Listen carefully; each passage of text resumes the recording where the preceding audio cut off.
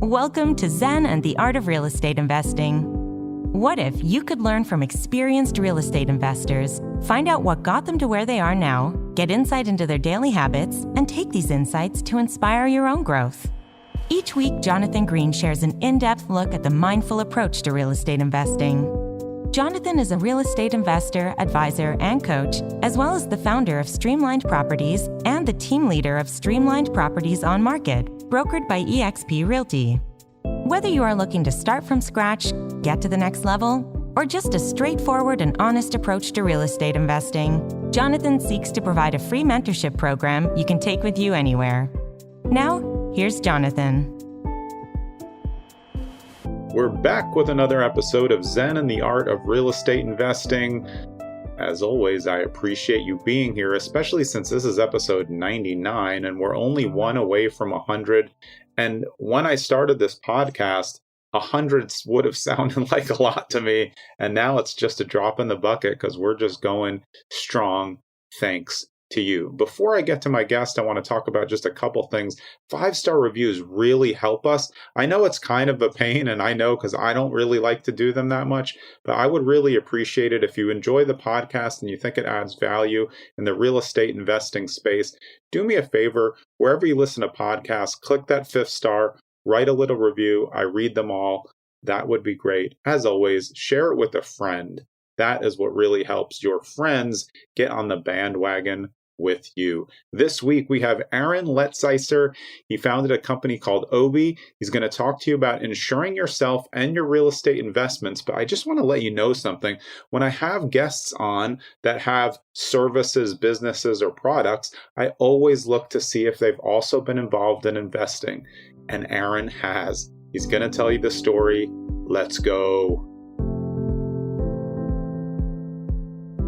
This is episode 99 of Zen and the Art of Real Estate Investing with my guest, Aaron Letzeiser. Aaron is the co-founder and COO of Obie, a venture-backed insurance and risk management technology platform serving primarily real estate investors in the U.S. In addition to his work as Obie, he is an active real estate investor and a venture partner at Pioneer Fund. Aaron, welcome to the show. Thanks, Jonathan. Thanks for having me. Yeah, I'm excited to talk to you, and I like going into the different intricacies of what investors need. But first, I want to start with your journey. When was the first time that you were interested in real estate as something that you might buy in the future or just, interesting to you? Yeah, I mean, I got my bug. Fortunately, Obie was co-founded with my brother, Ryan. His background was real estate private equity. Okay. Kind of climbed the ladder from renting out his first condo, right? The accidental landlord, go into your first home, don't want to sell the condo. The rent can cover the mortgage and the expenses, right? Got the bug, found a mentor in the space, and then slowly over the course of several years grew into, a several thousand unit portfolio with a couple of partners. So that's where the bug started with me. I certainly never had something that big, but really the same type of progression, right? Started with a small condo unit.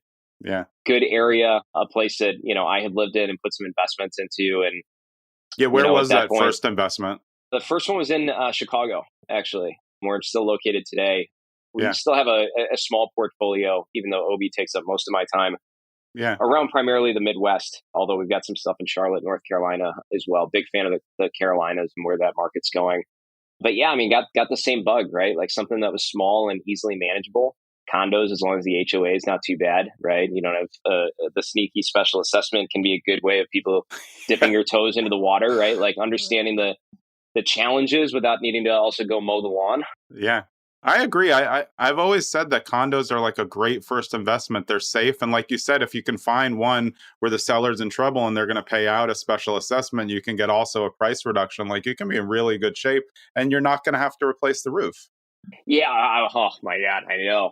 And that's the thing, right? I mean, like, I think to your point, you can find folks that, are either older and need to sell for one reason or another, and they're not super price conscious. Like they can get out, they've owned it outright for years. And you also get really good visibility then into the condition of the property and then how much, the board has in reserves at that point, right? And so you're thinking, hey, even if the building's got to get tuck pointed or you got to get a new AC unit or some HVAC issue, or to your point, you got to redo the rubber membrane on the roof. right? Like, what does that look like? And, do you think the board has enough there? And if you can make it pencil, it is a great stepping stone into becoming a landlord. I could not recommend that enough. If you find the right building in the right area, it's a great way to dip your toe into the water. Yeah, and as we're talking about all the info that you get, condo questionnaire, everything about the condo. To me, if you're looking in this could apply to definitely in Florida since there's just so many large scale condos. Once you know that, you have all the information that nobody else has. So if something else comes up in the development and you know how to push the buttons, like you can then start to cluster inside that development just because you understand the financials and you know that there's scale to go up. That seems like it could work. Oh, and yeah. It's safer. Yeah, I mean, I again, like, there's people, people know that you can build wealth in real estate, but it's scary to make that first jump. Condos, townhomes, to some extent, that's a good stepping stone, right? It's a good way of understanding how to deal with tenants, tenant screening, working through the lease process, the security deposit, collecting rent, how to use technology to be able to do some of that stuff. You start to feel more comfortable with that. And then you say, all right, like, you make the progression that everybody else in this space does, which is, all right, I got my first condo unit. And now I want to do my first single family home. I'm going to do my first duplex, right? That becomes a quadplex. Suddenly you got 5 units. Suddenly, your buddy who is also doing the same thing, you guys buy an 8-unit building together. So it's always a stepping stone, but it's always the first, unit or two that people always have the biggest hurdle to get over. Yeah, when you guys started to branch, did you at some point branched outside of Chicago? Obviously, you had so many units. How were you assessing the markets outside with you and your partners at the time? And then we'll get to how this all transformed into Obie. Yeah, I mean, good growing spaces. Some people swear by, like, the Starbucks development math, right? Like, in the Target development it's definitely math. relevant. Yeah. Yeah, I mean, if you think about it, like, these Fortune 500 companies employ large global real estate Right. teams, right? I mean, they are doing your work for you. What are other ways of you Tom Sawyering your approach to a lot of this stuff? Whose market research can you piggyback off of? Right. So, yeah, I mean, we started in Chicago here. It was a market that we knew. If any of your listeners are in the Chicago area, the West Loop area of Chicago was certainly developing. Google put in an office here probably like 5 to 7 years ago. That was a great indication of people moving a little bit outside of the downtown. Google Cloud then added, you had some other people. BCG opened up a headquarters here. McDonald's moved their headquarters downtown, but in this neighborhood. I think I just read something though. Chicago over the past several years has been the one like in the top 5 for markets that's maintained, in terms of price and everything, just across the board. It does. I mean, even in the current market, and even some markets are having a bit of a price correction. And for as egregious as the property taxes in Illinois are, if you can get something to pencil here, there you don't see the swings, right? You don't see a ton of appreciation over a short period of time, but you also don't see a lot of depreciation either. Yeah. So if you can find something that pencils and you can make a decent return, you're covering your monthly nut. You get a little bit more on top of that to either go into an emergency fund or just that becomes mailbox money for you. Stuff does work out pretty well here. So we started in Chicago. And then most of Ryan's portfolio was in the Southeast post like the retail and office apocalypse in 2010, 2012. That's where he originally started his career, but figured people don't always need a place to shop, but they always need a place to live. Yeah. And I think that's where the residential space has just exploded over the last 10 years. So a lot of the Southeast. And then as the two of us have started to go through dispositions on a lot of that stuff over the last several years, still maintain a presence in the Carolinas. I like the market a lot. Yeah, me too. Greenville, Spartanburg. Raleigh has seen a lot of growth over the last couple of years. Durham's, I think, starting to follow in its footsteps. Charleston's gotten really pricey, although we looked at trying to buy a bunch of stuff there probably about 5 to 7 years ago, but still a big fan of the Carolinas. I think you're close enough to some northern big cities, but you still get a bit more of a temperate winter. You can be pretty close to both the mountains and the ocean. You can't beat it. Yeah, and from a general insurance perspective, I think that the Carolinas are like a little bit more weather safe than some of the southern towns. Obviously, maybe not if you're talking Myrtle Beach right on the water, but still, I just feel like overall the Carolinas are like much better. Like to me, Florida, obviously, insurance premiums have gone up, but Carolinas, I guess, pretty steady at this point. Yeah, I would agree. I mean, anything coastal, anything within 5 miles of the coast outside of obviously Florida or, Harris County or Southeast, Texas or Southern Louisiana, it's a pretty safe and temperate market for us. But that's I think that's what differentiates a lot of Obie. We're an instant insurance technology company that can provide instant quotes throughout the 50 states. Obviously, some limited capacity in Florida. I'm sure a lot of your investors are in that market down there. Yeah. It's a storm, no pun intended, for a lot of reasons. We can certainly get into that, but that's the differentiator. Ryan and I started this because I had a background in insurance, and both of us just got really sick of that. Right, the biggest thing people tell us is insurance is one of their largest annual line item expenses, but the one they feel like they have the least amount of control and insight into. I'm thinking back, I agree with that. Yeah, right. I mean, and it's just it's a centuries old industry, and it really hasn't changed. And it's no fault of your specific agent, but if you think about it, as as a homeowner or as a car owner, like we just buy insurance, we have to get it. Maybe we overpaid for our house or whatever, but this has some sentimental value. You look at your investments as an actual business, so you care about the line item on that P&L and how much you're paying for insurance. And the problem is that if you want to go to an agent and you say, hey, go get me a quote, or you go to a couple agents, they send you back a PDF. There's so many different variables and there's so many different combinations. Right? Maybe I want a lower deductible and I'm willing to pay a little bit more, but I'm going to use that insurance if something comes up. I'm a little bit more risk averse, and that's fine. Right. But maybe you also want to see what a $10,000 deductible looks like, right? You're in a safe building. Maybe you're in a condo building. You're willing to take that risk. Maybe you want to change some of those endorsements. You want law and ordinance coverage or loss of rent or any of these other items. Every single one of those combinations, that agent has to go back to each one of those carriers and basically individually pull each one of those. And that was mind-boggling to us, right? In an age where technology can allow you to dynamically see what these prices changes are, I wanted a real estate investor, and I wanted myself and Ryan as well. We wanted to get to the end of a purchase process for insurance and be able to just play around with those numbers. How do they fit with our own pro forma, right? And so that's really where the origin of Obie started. Is we wanted to provide people with a way that they felt like they were in the driver's seat. They got to the end of their quoting flow. Their agents can also use Obie as well, but they get to the end of the process, and then you can play around as much as you want, and then you can instantly throw in your credit card, bind that coverage, and move on with your life, right? Like the normal average quote to bind process for people is like 5 to 7 business days. We've had people go through Obie in as little as like 2 minutes. Yeah, and I think it's like what you said before. You don't know. Like, I don't know anything about insurance, so somebody tells me, "Hey, this is the best policy for you." I just say, "Okay." Like when you bring in your car. If you don't know anything about car, they say, "Oh, well, you need a new carburetor." I'm like, "I guess so." I don't know. I mean, I don't know what to say. Yes. Yeah, and I think I think that there's a value too. That if I can give some advice to your listeners, it's find an agent that specializes in this space.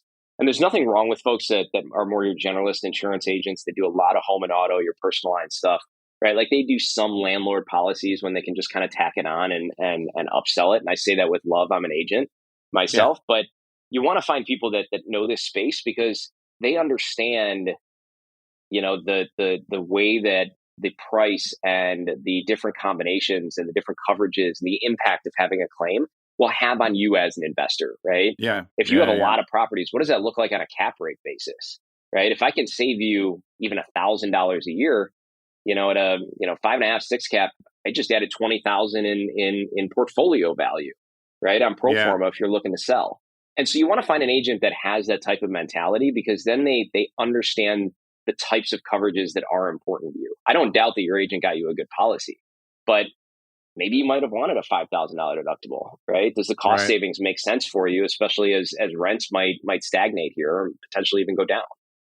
Yeah, I think I would liken that to like real estate investing CPAs, CPAs who specialize in investors. You go to a generalist, they probably do a good job, but they're not going to get the minutia or, like you said, give you the options. Because now I'm thinking like, if somebody's flush with reserves, they may want that $10,000 deductible because like they're willing to take that like educated risk. Like the furnaces are good, the roof's good, everything's good. Like, let's go high deductible, probably not going to come up, or they think they're going to have more things come up. That's a good way to balance it, like you said.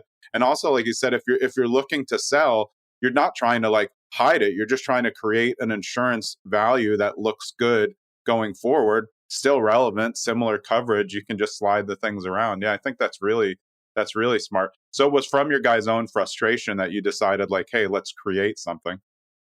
Yeah, I mean, especially with Ryan's portfolio at that size, and we had him on a what's known as like a master policy, right? So he had enough policies where just to make his life easier, and we do this for people even at Obie that have 10 locations, right? 10 different properties. You put it all on one schedule, right? So that's just one policy. You got one effective date, you got one price, and you can easily add and remove these locations from one policy. So you could effectively say, hey, I'm going to start my insurance January 1st. And you know that the insurance for all of your properties then is covered. And so the thing there, though, that was interesting is, to your point, as you're potentially going to sell, we would always look at some of Ryan's locations and even some of the stuff in our own portfolio. And we said, hey, you know what? I know we have all of this stuff with one carrier, but we're looking to actually sell this one location. What if we pull that out, right? Can we find better pricing just for that one location, right? And so finding an agent that understands that strategy and has more of a real estate investing strategy with you. There's also a ton of real estate agents that also invest in real estate, right? Or insurance agents. Yeah. And so if you find those folks, that's the type of kind of, portfolio or insurance review that you want to be going through on an annual basis. What are your goals with these locations, right? I ask our clients, hey, how do rents look, right? Like how are things actually working on the property? Do you have any goals here, right? Do you need to bring your insurance costs down and you're willing to stomach that risk? Let's look at that, right? Like what's the probability? And then what are the active steps that you can take to try and decrease the chances for a claim? We can't stop a hurricane. I can't stop a wildfire. But what are the things inside your unit with your tenants and the properties that you can do in order to decrease the chances of you actually having a claim? Yeah, I think it's important that you have these kind of like meetings to check up on a portfolio, especially like the more units you have. I like remember times where we had so many units and they probably just like all random, they were in different states, different insurance. We're just taking, whatever they said. We're just like, I guess so. But this is like a more holistic approach, which suits, the podcast, which is the mindful approach to real estate investing. And I do think it involves technology now. I'm not like a big AI person, but I like technology because it's advancing the way that we can do things exactly as you described for Obie. If I can scroll through like in my own time at 11 o'clock and not have to call someone, push some buttons and see, and then confirm it with someone later, and then build a portfolio where I can get some expert advice. Well, hey, these three have higher rates. Maybe we move them into a master policy like that. That's invaluable. Those are the things that save you so much money over the years. And I guess it really helped that Ryan had created this big portfolio that you could kind of see what you were going to do just based on what he had as well. Yeah, I mean, you hit the nail on the head there. I think, so many folks, and it's accidental, right? You get to your second location, your third, your fourth, you're buying insurance to coincide with the closing date, right?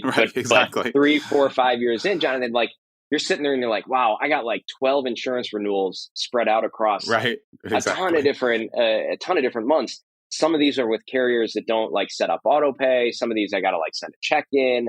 Like that's brutal, right? And for like a mindful investor, what are the ways that you can also decrease the mental load that you have, right? Like I used to be the type of investor early on where potential maintenance issues or something going on with a tenant or a property, like that's the stuff that would keep me up at night, right? What are the things that I can take off my plate?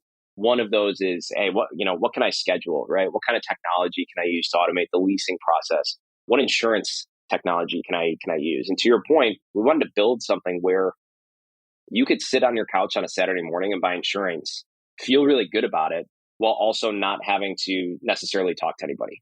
Now we have, at least at Obie, like that's we like my have dream, people, right? Like, and that's the way the market's going, right? Like nobody likes insurance. I don't like doing my own, home and auto insurance renewals. But if you can make that process a little bit easier, if you can, we integrate a lot of our technology into like loan origination software, a lot of the lenders that are in the space, a lot of the property management software platforms that are out there, just to make it easy, right? Yeah. If you can at least check the box on something that's not exciting, right? Like getting the mortgage done, closing on the property, getting your tenant in there, collecting your first rent payment, like all of that's the exciting stuff. Setting up the auto pay on your your trash and your water and your city gas and your insurance, like that's not great. But if you can put that on autopilot and feel good about it, that's a win. That's how you start to at least change the overall feeling in the market around people's insurance process. Yeah, and I think when you think about real estate investors in general, like you have a lot of, cash buyers or quick buyers, so they don't really have the time to waste 5 to 7 days going back and forth with two insurance companies. Like they just need to get the policy. You can fix it, edit it later, but if you can just kind of like not a blanket policy, but just kind of blanket the property quickly by doing your own research. Again, at 11 at night, I'm someone who will never talk on the phone. If any company like wants to talk to me, I'm like, why can't we just email or, text? Like it's just not efficient for me. So to be able to do it, and then when I choose, make a call in and say like, hey, did I do this right? Can I adjust it? At least it's booked. For an investor who's wants to quick close 5 days, like you got to lock it up. So is that part of the reason why you guys have focused like really on real estate investors as a niche? Yeah, I mean, there's 17 million individual and small business landlords in the U.S. And what we found is the way, and I saw this as an agent as well, the way the market is set up is that even though I consider real estate investors, even somebody that's got a single condo unit, I consider them a business owner, right? I think they see themselves that way. They're managing that P&L. But the insurance world, they view what is known as like a dwelling fire policy, right? Like that's your landlord policy that exists out there.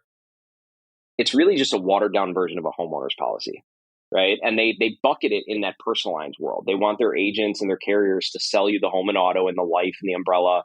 And then they also want you to upsell the RV or the boat or the second home or the landlord policy.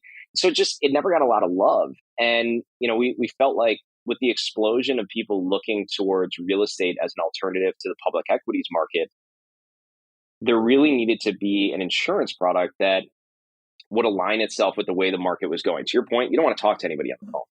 What we found Definitely in our own not. experience as hobbyist investors and kind of part-time investors, I had a full-time job during the day. People want to get this stuff done for their rental properties between 6 and 7:30 a.m. before the kids are up, Exactly. right? And between like 8 and 11 o'clock at night afterwards.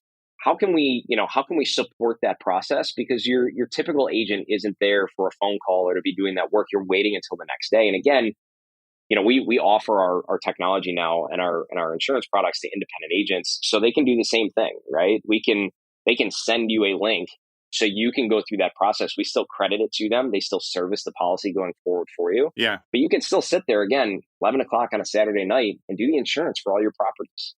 That's better for that agent as well, because then the client's done a little bit of due diligence and can come to them with better questions instead of like not always starting at the starting block. It's like, an investor who comes to a mentor for advice and asks, hey, how do I become a real estate investor? As instead of saying like, hey, I've done one house hack, I want to scale up to the next. What do you think the best next option is? Like those are two different things. And that's exactly what you're saying.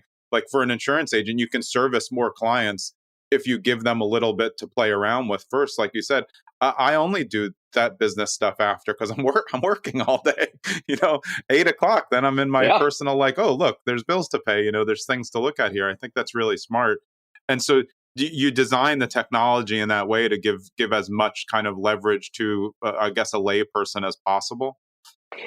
Yeah, we wanted to put a real estate investor in the driver's seat. That's one of kind of our internal mottos. And the other piece to this as well, and again, I don't think it's any fault of the agent. They've got a lot of clients, but as an investor, again, your homeowner's insurance, you take the recommendation from somebody, you move on. You're totally sure your house is covered, right? That's where you live, your family lives.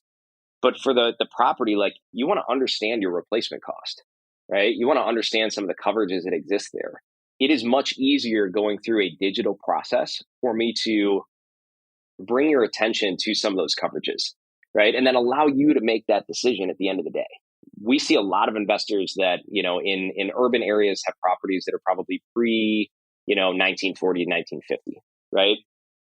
A lot of investors also aren't familiar with something called ordinance and law coverage. It's not expensive usually on our policies. I think it's an extra like $50, $60, maybe more, maybe less, depending on the state.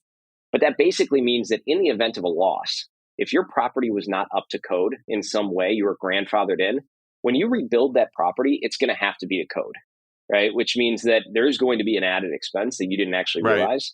That law and ordinance coverage that basically says, hey, if the law has been changed since this place has been built, there's new ordinances, there's new codes, we got to bring that up to code now. The insurance is going to cover that. right? Or the other thing that I'm sure a lot of your That's listeners really are familiar important, with. though. That's not for the listeners. That's not something to gloss over. Historical districts, things like that. These are where areas where you want to protect that, especially in case of potential rebuild, like you said. Yeah, I mean, we see that a lot, and the other big thing too that I think is happening right now is everybody's familiar with the inflation of materials right now. The price of lumber skyrocketed last year. A lot of investors, and I think this goes back to making sure you have an agent that understands this space.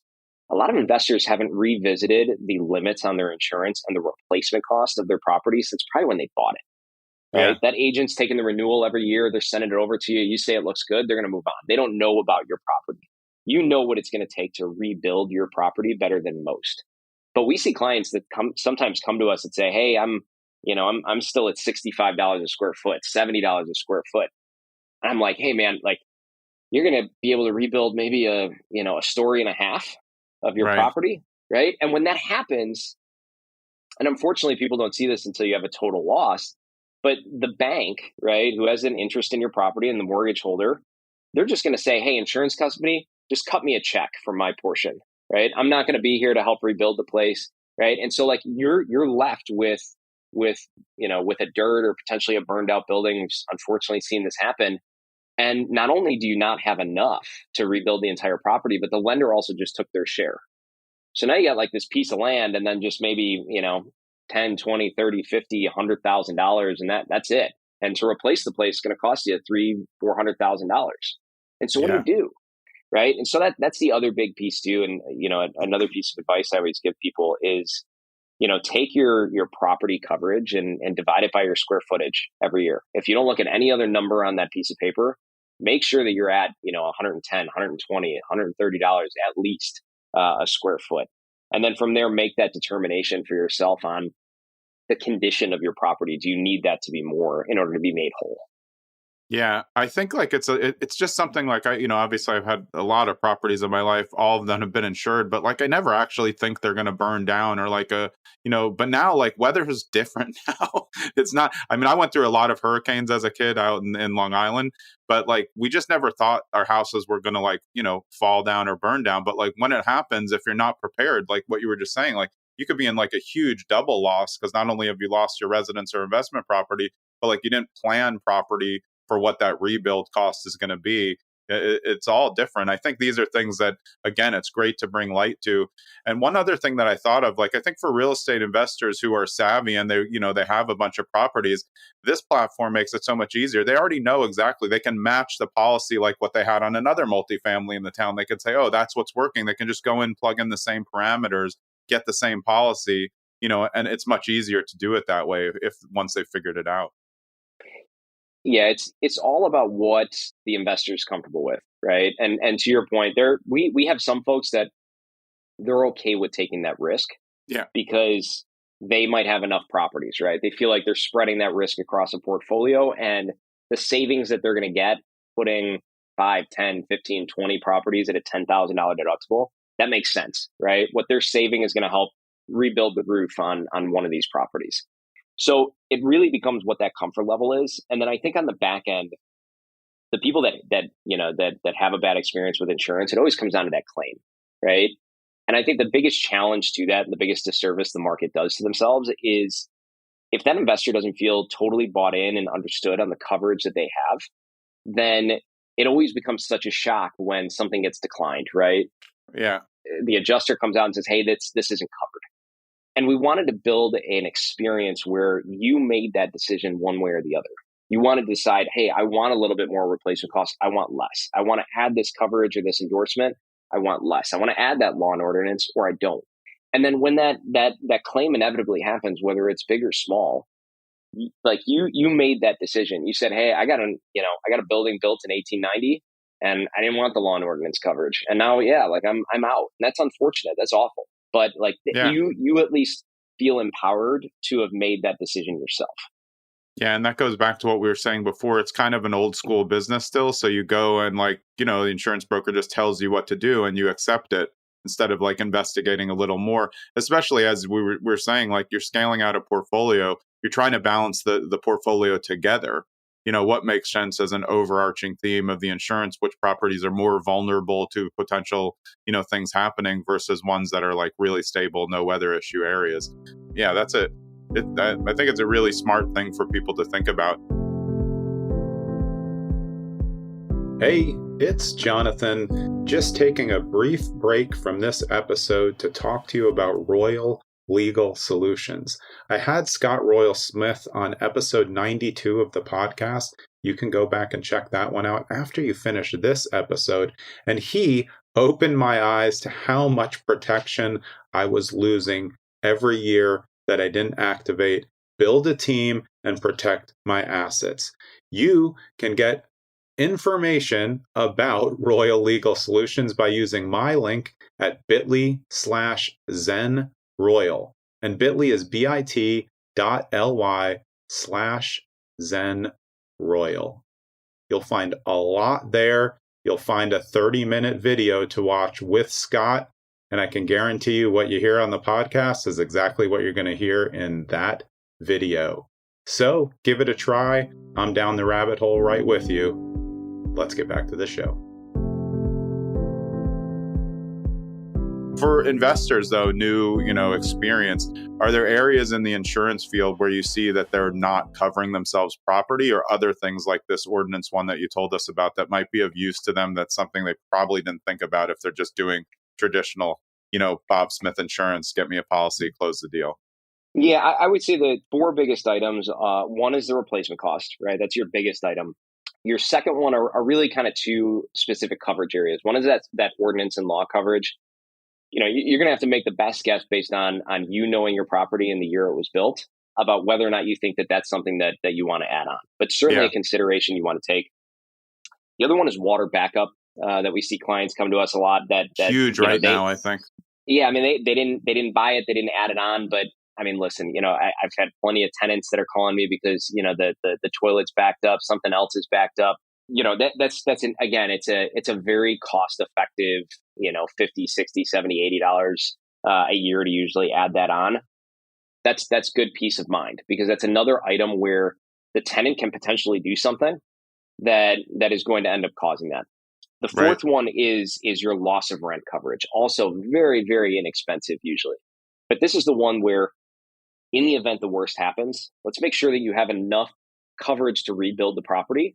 But then let's also make sure that during that period that you can't rent out that space, you're still getting paid what you would have gotten if it was leased, right? Make sure that coverage is covering you for a good at least 12 months, right? Think about the rent that you would have if you would have a new tenant coming in. If you would increase that rent, make sure you give yourself enough of a buffer there.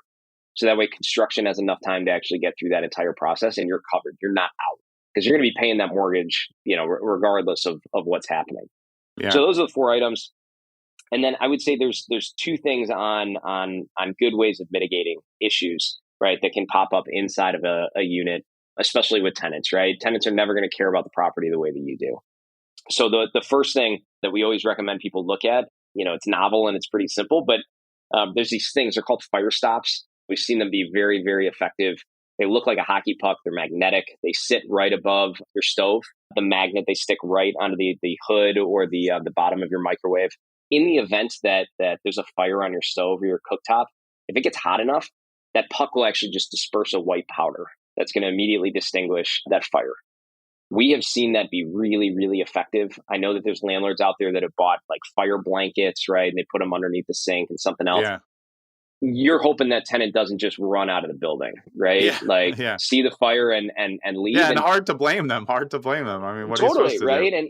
And so that's a big one, right? That's an easy way of making sure that they're like $20 for two. They last for 5 or 6 years. I mean, totally worth the investment. They sit up there. Tenants are never even going to notice them for the most part. I cannot recommend those enough. A new stove, a couple of new cabinets, right? Like $5,000, $7,000, $10,000 worth of work. You allow that thing to spread. If it's in a condo building, you're going to be paying everybody else's unit. You have the water damage, right? If it's a single family home, if it's a duplex, we've seen a duplex, even up to a quadplex. The entire thing is either burned out or destroyed via water damage. Yeah. Because of kitchen fires, right? That is probably one of the biggest things. And the second, and I know this like boggles people's minds, but make sure when you're doing that initial walkthrough with your tenant, they know where the fire extinguisher is. And as elementary as it seems, make sure that they know how to use it, How to right? work it. Take it out, Yeah. pull the pin, show them to pull it, right? Like, use it even if they think like, that's the safer thing to do, or it might be an overreaction. I mean, It if is there's always, flames that you can't control, just use it. but it would always surprise me. We would try and do this with some tenants when we would ask them if they knew how to use a fire extinguisher. And the people that did always would immediately be like, yeah, absolutely, not a problem. Yeah. The ones that probably haven't looked or picked up a fire extinguisher since they were in elementary school, you get a little bit of that pause. They're like, oh, yeah, I know how to use it. Yeah. Right. And you're like, That's okay, me. this is the one where I'm going to take it out. I'm going to show you where the pin is at. I'm going to show you just like really easily point and shoot the thing. And it is sitting right underneath your sink. It is right here. You're going to see it every time you open it. I'm going to check and make sure that it's there every time that I come over. Those are the things that I think landlords can do to try and mitigate the stuff that they can actually control. In the current insurance market, decreasing the claims that you can control, those are always going to be usually fire and water damage items. Yeah. Those are the things that are going to keep your insurance costs down. They're going to keep you competitively priced, because the market's hardening. It's continuing to get tougher, especially in the Florida or the Southeast markets right now, or over in California with the fires. Those are the things that are going to continue to get you good competitive insurance quotes year over year. Yeah. With the technology, though, you were saying some of it's harder in Florida. Are these kind of natural disasters and weather anomalies that we're seeing making it harder for automation to at least be able to do it in some of these areas, just because some of the stuff is crazy, the fires and obviously, potential water issues? Yeah, I mean, we can instantly underwrite anything in really anywhere in the country. We have some restrictions that on coastal areas, just to make sure that we're not writing too much over a very short period of time. So we try and space that out. But it's a mix of a couple of things. You've got the weather related events that are happening, combined with unexpected weather events, right? So carriers can plan more or less for the hurricanes that are going to hit Florida. What they can't plan for is like that winter storm that hit Texas like 2 years ago. The freeze one? Oh my gosh. The freeze, right? Nobody Yeah. expected that. And carriers were really heavy in Texas because that's where investors were at. And they were trying to buffer their premium, right? Sell more premium in Texas in a safer area. So that way that would offset all the losses in Florida. Well, when that happened, you throw things out of whack. And between that, you've got all the inflation issues, right? When the company is guaranteeing your replacement cost, we've seen that as well. A lot of carriers they would be the ones to offer that replacement cost number. Yeah. And then they're going to guarantee that they're going to rebuild your place. Well, when lumber prices and the cost to remediate the property and even labor, right? And the delays on some of these things, suddenly that replacement cost and the cost of the carrier to rebuild those things is going to cost you 10, 15, 20, 25% more than what they were expecting.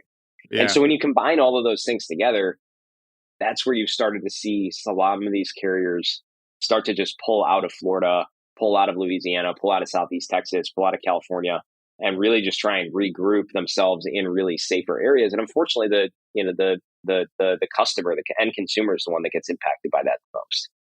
Yeah, I remember. I lived in Florida 14 years, and I just remember because I'd come from New York at the time, and it's like I remember them saying, "Well, you need windstorm and you need this." I'm like, "How many different insurances do I need here?" At the time, and then FEMA eventually took over. But I remember we had private windstorm. It was like multiple policies, and I lived close to the water, so I got it. But it was another thing where I was probably like I could have done better. I was just taking what anybody gave me. I think that's like the overarching theme that probably a lot of listeners are thinking right now. Like, yeah, I've never really questioned it. And, if you want to be a successful investor and you want to grow a portfolio, you don't want to be like, you want to make sure you know what you're insuring and that you're insuring it the right way and that you can maximize it over multiple properties.